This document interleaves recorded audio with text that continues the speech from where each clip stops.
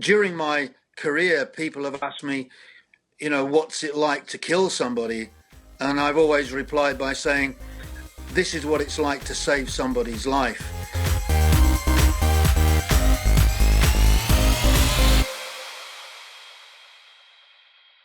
That day on May the 5th, 1980, well, it started off with high hopes. It looked as if the thing was going to be resolved without an assault. But things deteriorated through the day. Faisal, the man who murdered Lavazani, got more and more tired, more and more frustrated, and he took Lavazani down to the ground floor and executed him with 3 shots from his pistol in the mid-afternoon. We waited to see if that was a come on, if it was a bluff, but the body was thrown out just after 6 o'clock in the evening. And at that point, we knew that they'd murdered somebody. We then wanted enough time to get ready to do a deliberate action so that we could assault the building under our own terms when we were ready. At about 6:45, we approached the building, and the plan was for everybody to go to their assault positions and prepare their explosive charges, and then on the go, everybody went at the same time. However, one of the guys abseiling down the back of the building broke a window, and as a result of that, the approach was compromised, and we had to go early.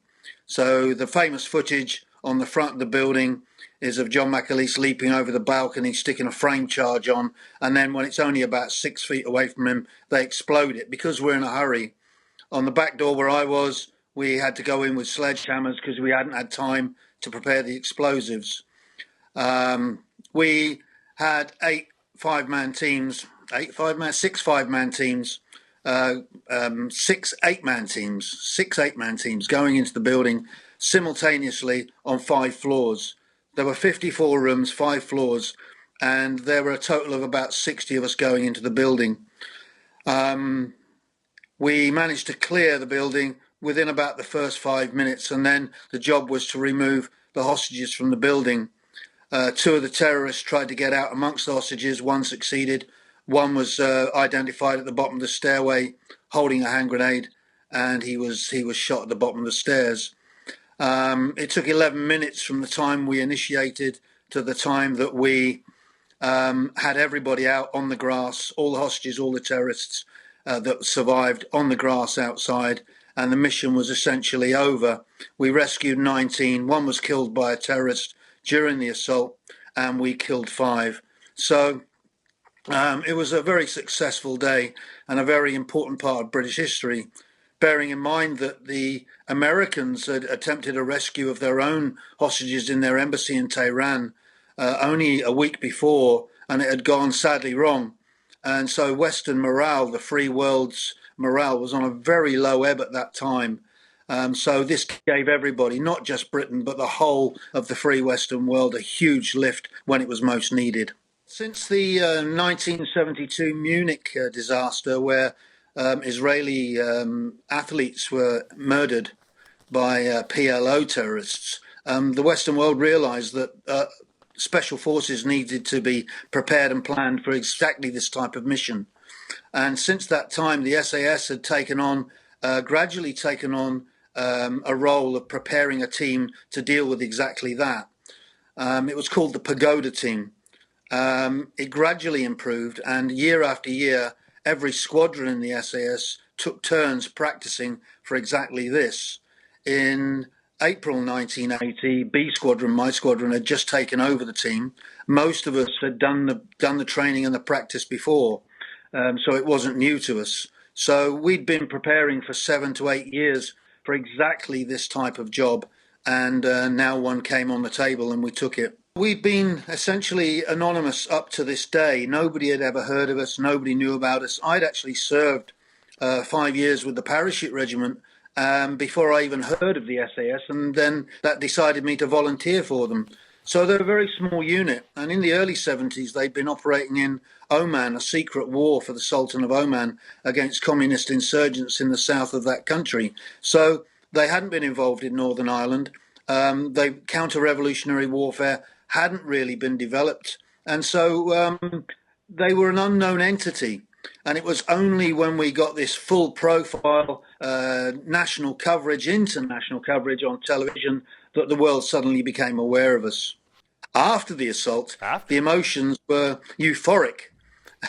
They were absolutely euphoric. The police were congratulating us and bashing us on the backs and telling us what a great bunch of guys we were, and it was amazing. The government came in. William Whitelaw, the Home Secretary, came to see us personally and was in tears because he'd put his career on the line, making the decision with Margaret Thatcher for us to do the job, and wanted to take us outside and show us off to the world's media.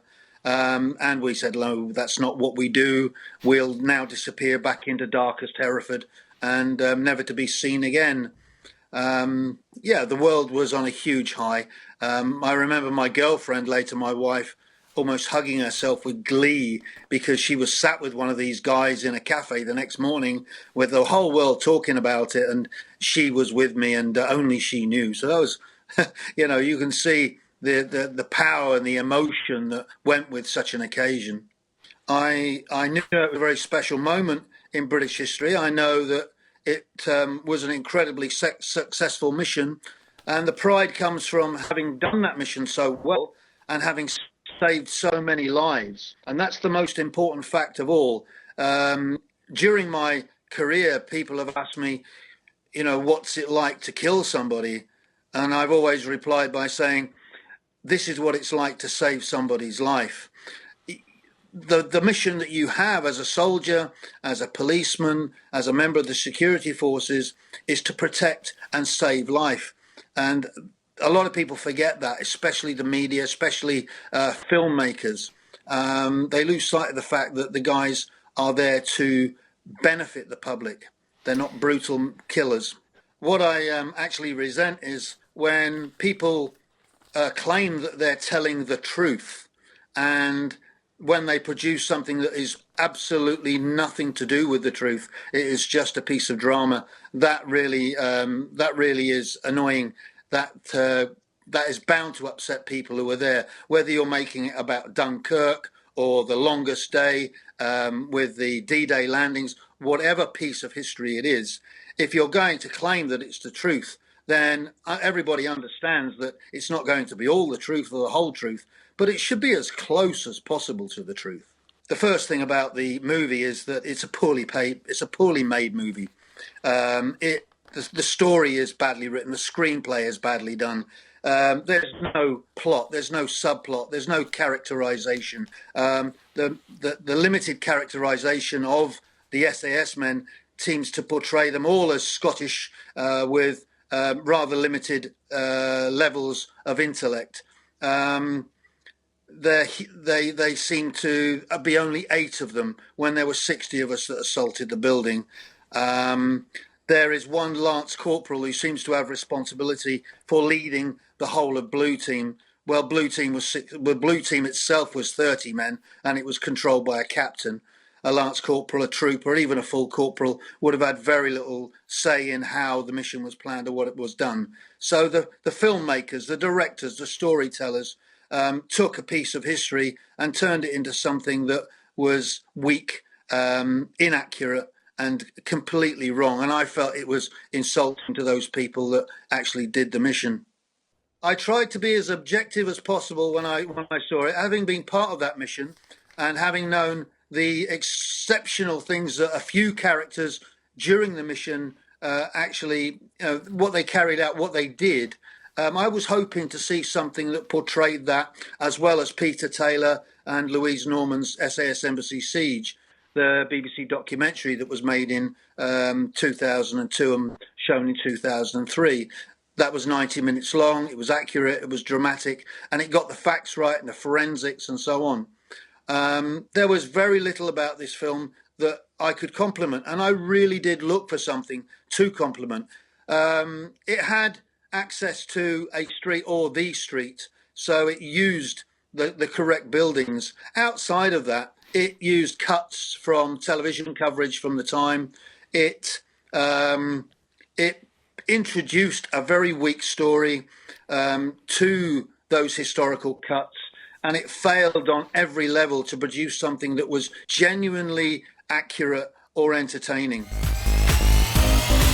Games and Movies, Thursday at 6 p.m. on Forces TV.